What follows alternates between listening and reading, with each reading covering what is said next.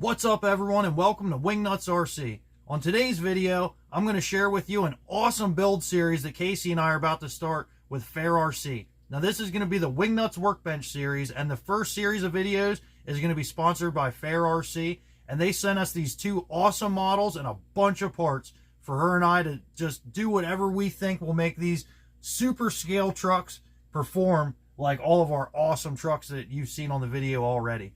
So you don't want to miss this. Stay tuned, and I'm going to show you what we're going to do.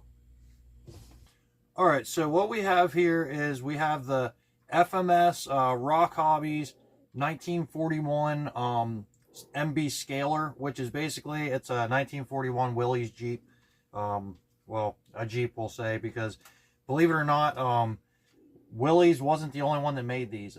Ford actually had a patent with these. Basically, the U.S. government took the patent from Willys Jeep and allowed all the auto manufacturers to make these.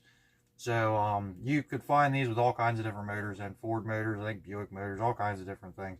I don't want to, sit here and say all of them because I'll probably be wrong with half of them. But I know that the U.S. military ended up with a patent, and after that, pretty much every auto manufacturer was building these for the military. So this is it's an iconic vehicle, and this thing is super scale. Like, it's crazy the scale detail that's in this thing. I've never had one like this. So when I opened this thing up, I was blown away. The shovel and the axe and everything, they actually come off of there, and the jerry can comes off, and just everything about it, the tires and everything, the suspension, everything about it's so realistic and so cool. And I've been checking these out for a long time because, a lot of you guys know I'm a Jeep fan. And the same thing with this one here, the Toyota FJ45. I've been checking these out because they're so scale realistic. Like, it looks like a model kit. But there's a downside to that. They don't perform very good. And I got some running videos with these, and they did pretty bad outside in the courses and all that kind of stuff. So basically, I got together with FairRC, and we designed this new build series called Wingnuts Workbench. And it's going to be brought to you, this series is going to be brought to you by FairRC. And they basically hooked Casey and I up with this FJ45 for her, and then I'm going to build this 1941 Jeep for myself.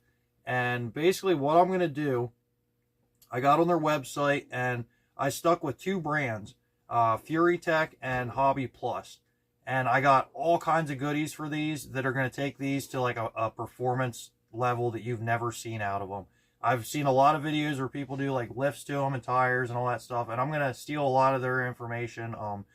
RC Review, if you're watching, I got some tips from your video on lifting them, and that was a great video. I love his channel, so if you're not subscribed to him, go check his channel out. Lots of good information on there. But anyway, what we're going to do is I'm going to start with this one.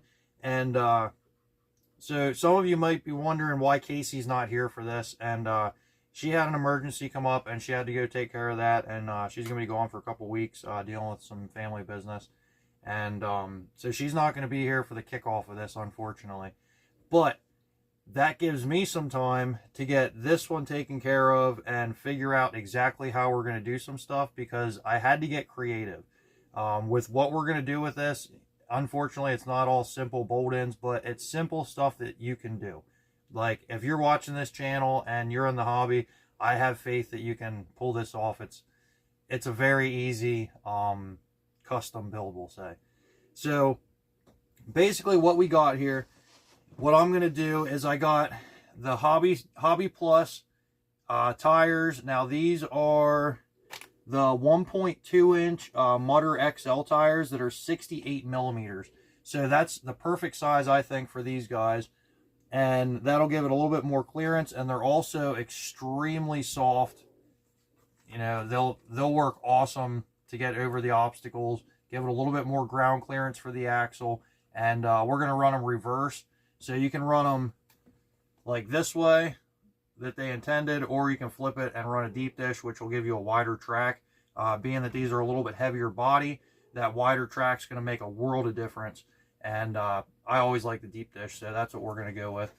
And basically what we're going to do is we're going to throw these bad boys on here. I got the Hobby Plus brass rings. I forget, whenever I do my actual build video, we'll weigh the difference because they do come with brass rings. So these ones here, that's how the wheels come. They come with a brass ring, steel stamped deep dish. It comes with your hubs, all your hardware that you need to put them together. And, you know, that's a great package in itself. But, of course, I had to get more brass. So these are way heavier. And we have those in here.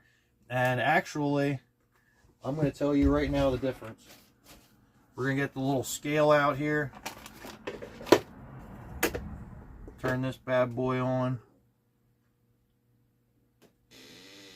Zero it out. So this is a standard one with the factory brass in it. And you're looking at 42.5 grams. Now this one has the heavy brass ring in it. And you're looking at 43.2 grams. So almost a 10 gram difference there. 53 to 42.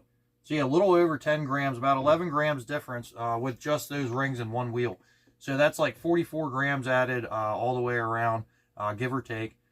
And that's going to make a huge difference. With these little guys, you know, a little bit of brass like that, especially down low, it's a game changer, I'm telling you. So we're going to get those on there. Like I said, I got the black ones for this. I think they're going to look really good. But then I got these for Casey's for the FJ45 because I think they'll complement that color really well. And, you know, they look sick on there. But I started liking them on this. So I don't know. You know, it's up to you guys if you choose to get these, which ones you want to go with. But I think they both look wicked. So we're going to do that. That's going to be the first simplest add-on. However, if you've torn one of these apart, you'll know, and I don't want to spoil all the fun for the build video, but these don't come with the normal hub. It's just a pin, and the axe or the wheel goes over that pin, and it's kind of a crappy design. But I managed to drill these axles out, and I did a running video afterwards, and it didn't break or anything. So hopefully we're good. Knock on wood. Hopefully we're good. But I switched it up to put a bigger pin in there. So then these Hobby Plus ones are the perfect size for these little axles with a little added bonus that I found on Amazon of all places. But you can get them all over the place. That was just the quickest way to get them here. It's an inverted shank style lug nut, and it works perfect with the setup I'm doing here. So I got these from Hobby Plus as well, and these are the optional machine brass wheel hex, and these are pretty heavy in themselves. I don't want to open them yet and lose them, so stay tuned for the follow-up video, and I'll show you how much each one of those weighs. But I'm telling you, with the combination of all this stuff, it's a lot of weight added there down low, which will help the performance tremendously. And we're also going to do an axle flip on it. So I have a set of drive shafts on the way because I'm in fear after watching the RC Reviews video that we're going to need a longer drive shaft, especially for the front. However, like I said, we got one on the way, so that should take care of that if we need it. But we're going to do an axle flip on both of these. That'll give you, in real life, like 4 to 5 inches. So that'll be plenty for these bigger tires. It'll be, you know, about the width of the axle higher. So that'll be really cool, and that's a free upgrade. You don't have to buy any parts for that other than a drive shaft, maybe. But you could probably get away with doing it without it. So we'll see how that goes. But with all that extra weight, bigger tires, and the electronics in this, they're not bad. It's a 2-speed, but they're kind of jumpy. And not a whole lot of power there. You know, it's not the greatest motor setup. It's a little bit more of a budget motor setup. But it's got a great receiver and ESC and all that kind of stuff that we can tap into. The radio on this is a dip switch, which I really like. And so we'll be able to use that to incorporate the next series of upgrades. This will be part 2 is going to be the Fury Tech. So as you see here, we have 2 sets of the Fury Tech stuff as well. And what we're going to do with this is I ended up getting, we'll start with this one. I got a pair of servos for these. So a bigger Fury Tech servo. And these things are wicked. I'm going to open this one up. I had it open up previously, and it's, I mean, look at that. That's super cool. Comes with an aluminum horn. Your red anodized. You know, it's the FairRC Galaxy. And these things are supposed to be very strong for a micro servo or mini servo, micro servo, whatever you want to call it. And, you know, it's got your standard flat plug on there. So that'll plug right into the setup that we're going to use for this. And that'll give it great steering performance to go with the heavier, bigger wheels. And all around great crawler performance. So that's going to be a great upgrade for both of these. And then, so I've picked this out, and there's two reasons I went with this. First of all, well, three reasons. First of all, it looks wicked. Now, this is the FairRC all aluminum house transmission, and it's got the Komodo, the new Komodo brushless series on there. So you have a 2-speed transmission here that's FMS ready to go. You can put this in any of them. I can put this in this Power Wagon, my Smasher, my FCX 18. This will go in any of them. And it's got your Komodo brushless on it. So that's awesome crawling performance for your little minis. And I have a feeling that this is going to probably hop around to different cars for videos, because you know it's such a wicked setup. Like, when I pulled this out of the box, I was blown away. Like, I've gotten a lot of aluminum, like Enduro transmissions, and, you know, the knockoffs on Amazon and everything, even some Trail transmissions, and I wasn't happy with the quality. You know, they weren't bad. You know, I used them, and they did their purpose.